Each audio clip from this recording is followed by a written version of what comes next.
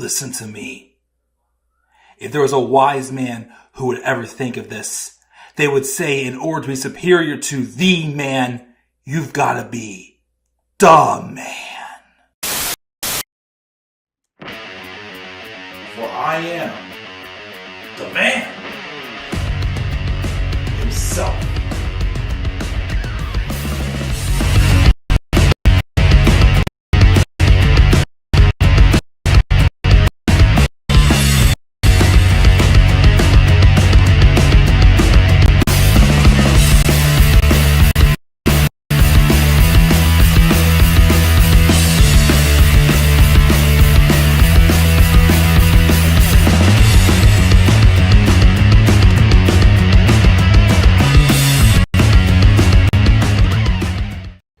Ladies and gentlemen, boys and girls, it is Saturday night's main event. Well, it is not Saturday anymore. It is Sunday afternoon, but we are going to be here to talk about Saturday night's main event, wearing my little Sami Zayn looking cap and whatnot, and we're going to do this live.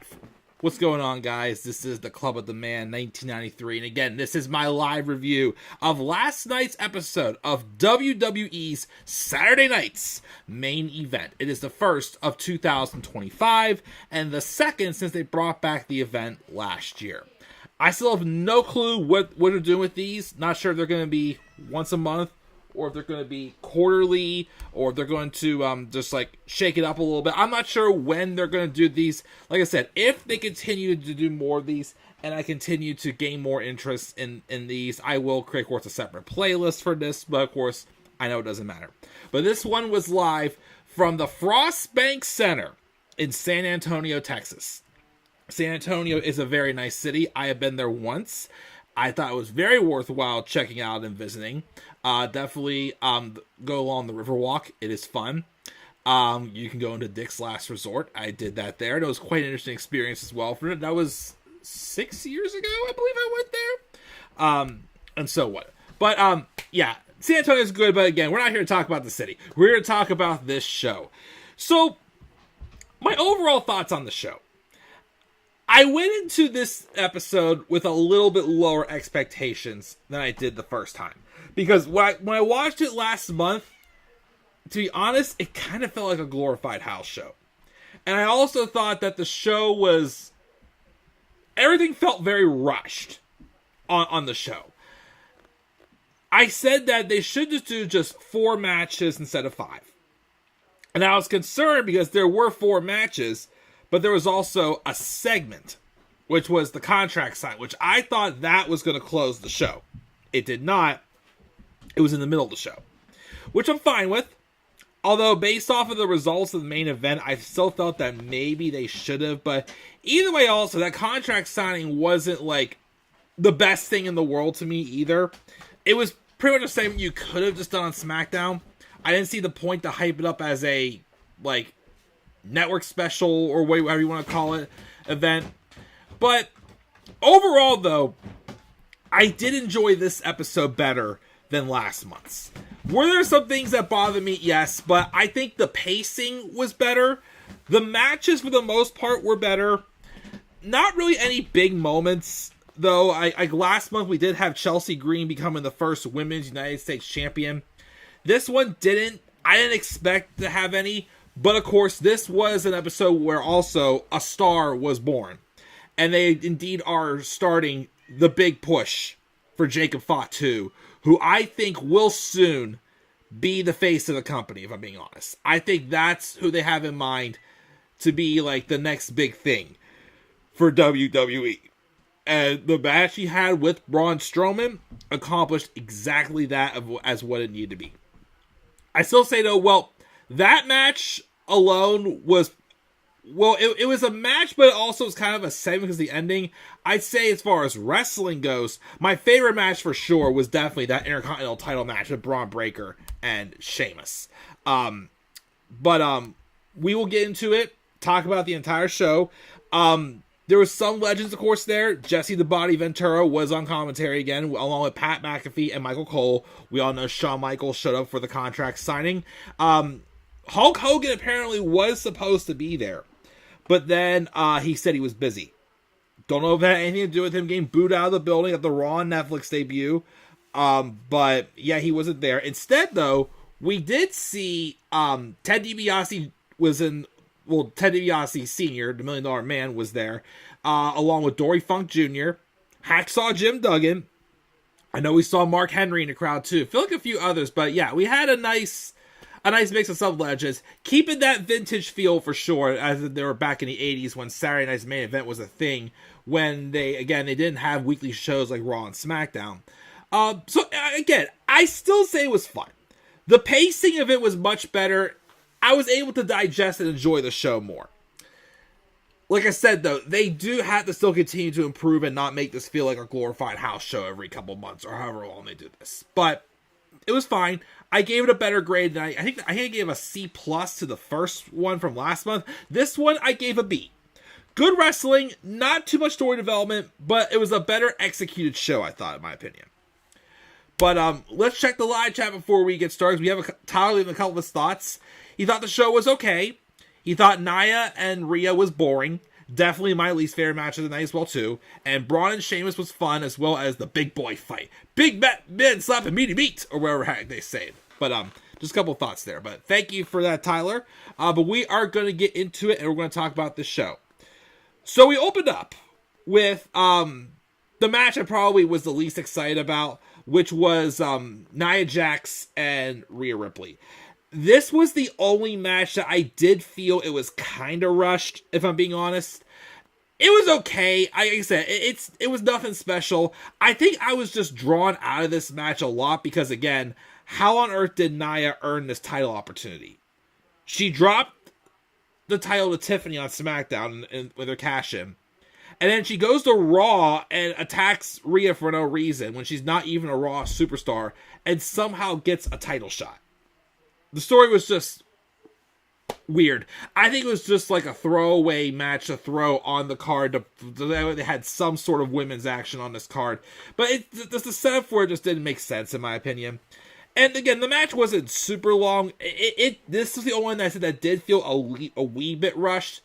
It was okay, though. I know there was a spot in the match where people are concerned that Nia may have hurt Rhea, which, of course, wouldn't be good, especially since she was finally getting some respect for her in-ring work, and now her possibly hurting Rhea again may have hurt that, but we'll see. Hopefully Rhea is still okay and able to fight, of course, for WrestleMania. Who she's going to fight yet, I'm still not sure. Again, I still think Charlotte's winning the Women's Royal Rumble and should fight Tiffany Stratton. And I still would say if you really want to throw a curveball, do Rhea Ripley and Jordynne Grace. That would be a cool match for WrestleMania, I think. But Rhea, of course, does retain. Kind of like the, let's just get this one out of the way opener. So that's how we opened the show. The second match on the card was the Intercontinental title match with Braun Breaker and Sheamus. Another fantastic match. Braun Breaker, again, not only is putting on awesome matches, ever since Triple H took over, I really feel like he's focused on really exposing Sheamus for not just how great he is, but also, basically, it feels like we're being told you should appreciate this guy a lot more than you do. And I totally agree. The whole banger after banger. Hey, when I was on my plane ride for my business trip, I listened to the interview he had with Chris Van Vliet. He basically says, I'm going to go out there and just, beat the crap out of them and just make them want to, get even more intense. And, not to be a sucker about it, pretty much, or whatnot. But yeah, him and Braun, awesome match as well. My favorite spot was still when Braun speared Sheamus while in the air outside the ring. That was an awesome spot there. The only nitpick I will say, because I say this a lot, and it drives me insane, is we all thought Sheamus had Braun beat when he hit that bro kick on him. And then what happened? He, of course, has him close to the ropes, and Sheamus pins the leg furthest from the ropes. I hate that. Again, I absolutely hate when wrestlers do that because, again, then it's like you're just like, it's like you're allowing them to break up this pinfall. It's like, make it make more sense. Pin the leg that's closer to the ropes. That way they can't break out of it. So that's the only nitpick I got about, but it was awesome. It was physical. Braun Breaker does retain. I don't know when Sheamus is winning the Intercontinental title, but they keep pushing that story on us that this is the only title Sheamus has left to win. So I don't know, maybe, because I don't know if they would do Sheamus and Braun again, because they did do the triple threat at Survivor Series, or if maybe, I would say, if you really need one, do a multi-man ladder match at WrestleMania. We'll go Braun, Sheamus, maybe Ludwig. I don't know, a couple other superstars on Raw. Maybe if Ilya Dragunov's ready to come back. I think Dragunov's not going to be ready till SummerSlam, but you never know. Maybe throw him in there. Whoever else they bring over in this transfer window. Just throw some names in there, make it interesting. So I think that maybe, since they've done Sheamus and Braun how many times, maybe that's the route they'll go with having like a ladder match, and that's when Sheamus finally becomes the Grand Slam champion. But we'll see. We'll see where that goes. But probably, if you're gonna not fully consider Braun and Jacob like a full-on match because of the finish, I would probably say wrestling-wise, this was my match of the night. But I still think, the highlight of the show is still that Braun and Jacob thing. Then we had the contract signing. Now, this confused me because on SmackDown last week, Nick Aldis, well, not this past week before, Nick Aldis called it an addendum. So to me, it came across as like there was like a further curveball or like a further stake to the match at Royal Rumble between Cody Rhodes and Kevin Owens. It was basically just, in the end, there's a segment where, Cody came out, which Cody didn't want to sign the contract on SmackDown until Kevin did. Kevin, vice versa.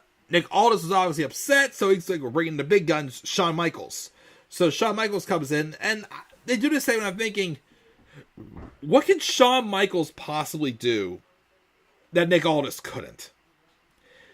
And all that was basically Cody, without hesitation, signed the contract. Kevin just wanted to run his mouth on Cody, which also, Kevin Owens was wearing a shirt that says Cody sucks eggs, which is apparently a reference to Dusty Rhodes. But Kevin kept running his mouth for no reason. Cody's like, just sign the contract. And they do this, and I'm thinking, why couldn't they have just done this on Saturday, on SmackDown last week? Again, what is so different from Shawn Michaels than Nick Aldis that they couldn't sign this? I was thinking they're going to reveal like information okay, whoever's to win this match, the loser must leave the company or whatnot. And then they did a thing where they had to take the belts off, put them on the ringer thing, and have them ascend above the ring, and they won't get and neither of them will touch them until one of them wins next Saturday. I don't know, it was just strange, and especially, I also didn't like that Kevin Owens basically got chumped out in this. Because after, of course, he ran his mouth, he tried to punch Cody, I think it was, and then he tried to hit a package pile driver on Shawn Michaels, and then Shawn Michaels then countered into Sweet Chin Music, and Cody Rhodes, I forgot what he did. But basically, Kevin Owens came out on the bottom. And my thing is it's very obvious Kevin Owens is not winning this match. So why would you already give it away with having him basically being chumped out to both Cody Rhodes and Shawn Michaels? If it was me booking this, to at least give some sort of inkling that maybe Kevin Owens will win next Saturday, I still think he's not, I would have had him hit the pop-up powerbomb on Shawn Michaels. But he didn't. So that's what I was kind of like, what was the point then of putting this on the show if it was not going to be anything different? There was no big dramatic thing. I thought there was going to be, when it said as addendum, I thought that meant it was going to be something different, but I don't know. So that kind of disappointed me, that contract signing segment, because like I said, there's no way we think Kevin's going to win, and I really think he should. This heel character should be a world champion, especially because a lot of things he's saying is right. And Cody, as the babyface, needs to somehow, go through the struggle. He has to, be like, yeah, you're right. These things are right. But, and and he has to kind of convince us to still be behind him. Like, I actually really want Kevin to win this ladder match, but I know he's not. But like I said, if he's not going to win, you shouldn't have chumped him out here and made him look so weak, I thought. So that was somewhat of a waste, though, of that segment. So we had that segment. Then the following match we had after that was Braun Strowman versus Jacob Fatu 1-on-1. And I love this. I love this because you didn't make Braun look weak, but Braun basically came out and fired all of his best shots at Jacob Fatu, including him pouncing Braun over the announce table as well. It was two men in a big boy fight. It was a legitimate hoss fight.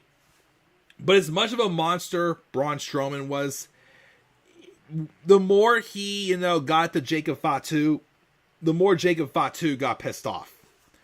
And the more dangerous it made him, so much so that they had to end the match by referee stoppage because he was just brutalizing him.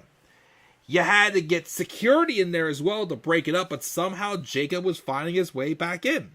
He was doing moonsaults over security to get to Braun, slamming Braun into the post. Braun Strowman dominated for a bit in this match. But then Jacob, when he got even angrier, was able to follow up with it and make him even more dangerous. So the idea of putting over Jacob Fatu and making him look like a monster was accomplished perfectly in this match. And the thing too, I keep forgetting to mention too, besides in the ring, Jacob Fatu is also pretty good on the microphone. So if they want to make him the next big thing for the company, I totally get it. I totally get it. Hopefully, though, they succeed with it and don't, do whatever they did with Sol Sikoa. I'm starting to wonder, was Sol ever really to become a star? Or was that just a placeholder until Jacob came in? Because there was also rumors that the reason why they held off so long on Jacob's debut was because they were worried that he would outshine Solo. And he, in fact, of course, has. And, of course, I'm sure with the rest of the bloodline with Tama Tonga and Tonga Loa, Tonga Loa is out injured. They did sign Lance Onyewai recently, and of course, apparently Hikuleo is coming in as well. So this new bloodline, without Solo now, with Jacob, I think will get over a lot more, too, than Solo's bloodline did. But we'll have to wait and see. But again, the mission in that match was accomplished with that ending to that match. So props to Jacob Fatu and to Braun Strowman as well for, still being a monster, but taking a beating from an even more dangerous monster to really put over Jacob Fatu. And then finally, the main event was Gunther versus Jey Uso for the World Heavyweight Championship. Look, I got my hopes up a wee bit when I realized this match was going to main event the show, because I really thought Cody and Kevin Owens' contract signing was going to main event the show, but instead they gave it to Gunther and Jey Uso. And the match, again, was really good. But again, what hurt it to me a little was we all knew Jey wasn't going to win. Although, when I saw it was the main event, I thought maybe they could do it. But like I said, one thing that Gunther is really good at is that he's really good at making his opponent look great, looking like they may have had a chance to beat him. And then, of course, basically, when he finally finds that one opening, he goes berserk, which is what happened here. Jey Uso definitely had him in the palm of his hands winning, but even firing his best shot, like a couple spears, the Uso splash, it wasn't quite enough. And then immediately when Gunther's like, okay, I can't be messing around anymore, then he grabbed Jey, slammed with a few power bombs, and then he was able to get the victory to retain the championship. I believe afterwards when the crowd went off the air, there was some sort of chant going that for Jey that, despite him losing, in their eyes, he is still a champion. Which, I wish he would have held singles going a little bit longer.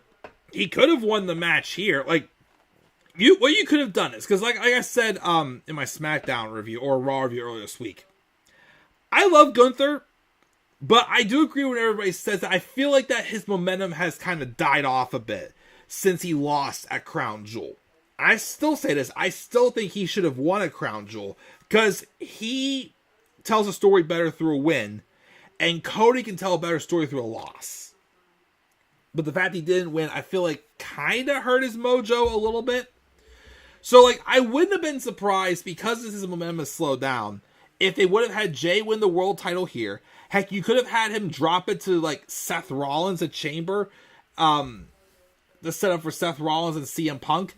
Or, I don't know who Jay would have fought with the world title, but I don't know. Like I said, Gunther's somebody that I like him, but because his momentum has slowed down, if they would decide not to put him in a title match at WrestleMania, I would somewhat understand. But I don't know. I just feel like they've given Jey Uso so many opportunities, and of course they only capitalized and gave him a singles title once when they had him beat Braun for the IC title. So it is kind of getting to a point, like, okay, why is Jey in these matches if he is not going to win? But we can only hope for someday. But still a great match. But again, what hurt it was the fact that we all knew Jey wasn't going to win. And that's my review for Saturday Night's Main Event. Like I said, I know I kind of like said that the Rhea and Nia match was okay. The contract signing was a little bit odd to me because, like I said, it had Kevin Owens kind of get chumped out, and to me, I didn't see the point of really having this as a segment on Saturday Night's Main Event, other than the fact that it gives the excuse for the hometown Hall of Famer Shawn Michaels to be on the show. Again, Jacob Fatu and Braun Strowman was the best thing on the show. Wrestling-wise, though, I still would give a rub to Sheamus and Braun Breaker. And again, the main event was good. It's just, I just knew Jey wasn't going to win. Live chat real quick, then we're going to go off the air. Just stop pushing Jey in the world title match. Putting Jey in world title matches. I don't want to say stop, but again, if he's not going to get any further than that, and then he is going to get old. And people are not going to be as behind him as they were before. But who knows? We'll see what's next for Jey Uso. I don't even know who Jey Uso is going to fight at WrestleMania. Could they maybe do Jey Uso and Logan Paul? Because I know they want to do John Cena and Logan Paul. I'm okay if they do that match, but I still would say don't do that at WrestleMania. I still think John Cena needs to fight Cody Rhodes at WrestleMania. That's the bigger match in my opinion. Other than, of course, Roman Reigns versus The Rock. Which, of course, we'll see if that gets set up more on Monday, or tomorrow night on Raw, because they're having that tribal chief ceremony, and Roman's going to be there. I'm assuming The Rock's going to be there, maybe a few others. We'll have to wait and see. But yeah, that's my review for Saturday's Main Event. Again, despite a couple little nitpicks, I did enjoy this one better than last month's. Again, the pacing especially was much better. The matches, for the most part, except for that opener, felt like it got the time it needed. So I gave this show a B. A B for Saturday Night's Main Event from the January 25th, 2025 episode, or 24th, whichever one it is. I can't remember. Lose track of my days. But yeah. So, of course, this week we will do the live preview for Royal Rumble. I'm going to try to also get the 24 review done next as well. The graphics rate. Got to rewatch it still, but definitely want to try to get that done. Trying to get the last of the Wolfenstein Spirit of Destiny Ultimate Challenge Let's Play done later today. Maybe tomorrow before Raw, I will go live and do that AEW stream I've wanted to do for a while on some topics with AEW, like my State of the Union for the AEW that we might have to cope with. This is a spoiler alert. And yeah, just as always, whatever else I can get on here. So guys, thank you for joining me for this live review for Saturday Night's Main Event. Again, I gave it a B. Gave it a B for this week. Leave your guys' thoughts down in the comment section below for your thoughts as well. Slap a like on the video and subscribe for more content on my channel. Follow me on Twitter as well at the Club of the Man 93. You may also follow me on TikTok and on Instagram at the Club of the Man 1993. And until then, guys, I'm checking out. I'll catch you all later. Have a great rest of your day, and do not forget, in order to be superior to the man, you've got to be the man. And for I am the man himself. And that is not just an opinion, my friends. That is a fact of life. Yeah!